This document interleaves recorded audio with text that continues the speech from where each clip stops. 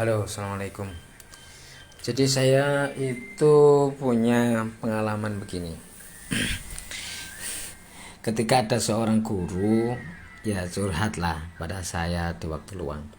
Kemudian teman guru, kemudian dia menceritakan ketika dia mendapat jadwal jadi pengawas ujian, ya dia masuk ke ruangan tersebut dan mendapatkan komplain dari anak-anak remaja, dan ini mungkin dianggap ini materi agama. Akhirnya disampaikan ke saya. Jadi ketika jaga ujian itu dia mendapat komplain dari peserta ujian bilang begini, Bu,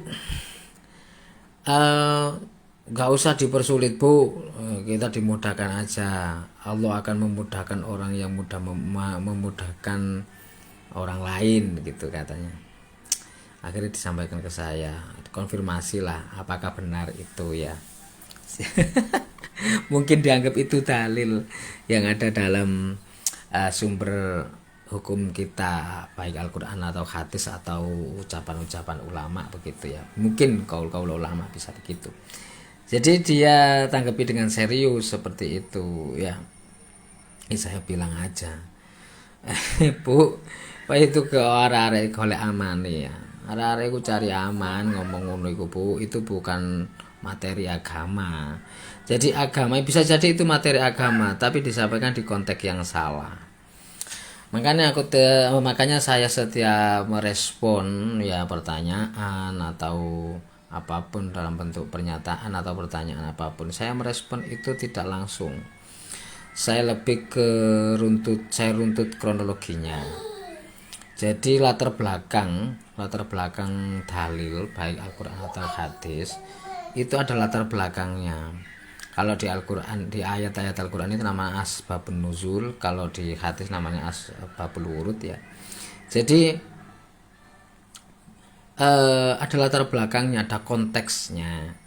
Ya, bisa jadi di konteks yang tepat pernyataan peserta didik itu benar.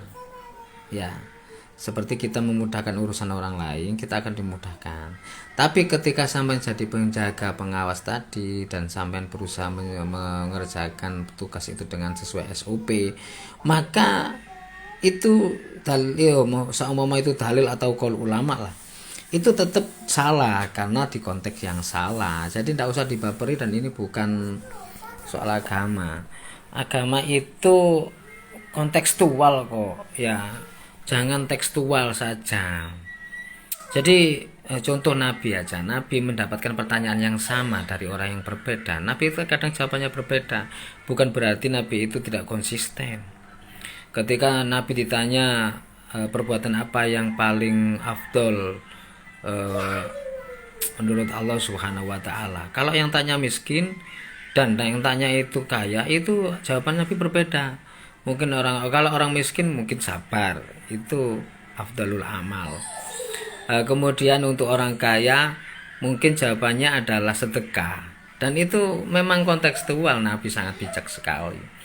Jadi kita harus bijak melaksanakan dalil sesuai konteks. Makanya kita tidak cukup hanya mengetahui dalil, tapi mengetahui latar belakang di balik dalil itu, baik asbabun nuzul atau pendekatan bahasa, balago ya, kemudian logikanya, mantek dan sebagainya. Makanya ulama-ulama yang makin alim itu cenderung dipikir tidak konsisten dalam memberi hukum. Bukan tidak konsisten, mereka itu harus bijak ya, merespon permasalahan umat ya. Dulu Gus Dur itu dipikir orang yang pelin-pelan ya, pagi pagi delis sore tempe atau gimana itu katanya begitu ya, kata orang-orang yang istilah pelin-pelan itu. Bukan, Gus Dur bukan pelin-pelan. Jadi memang orang yang pengetahuannya sudah cukup ya, dia akan bijak merespon kontekstual permasalahan yang dihadapi umat. Jadi begitu.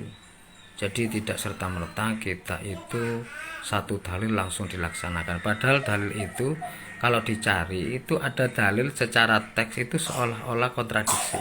Banyak baik di Al-Quran ataupun hadis itu dalil itu jika dikomparkan dengan dalil lain kelihat kontradiksi, padahal bukan kontradiksi, memang seolah-olah berbeda. Tetapi kalau dilihat dari kronologinya atau latar belakangnya, maka itu bagian dari kebijakan pembuat dalil, begitu ya.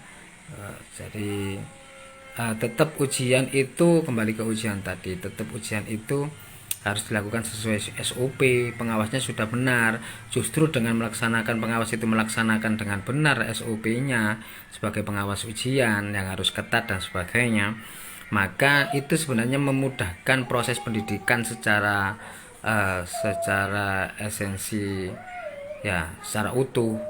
Ya, justru kalau kita nggak melakukan SOP yang baik di ujian, ya maka ya ujian itu seolah-olah bukan ujian dan pendidikan yang buruk, dan tidak, itu namanya pendidikan yang gagal.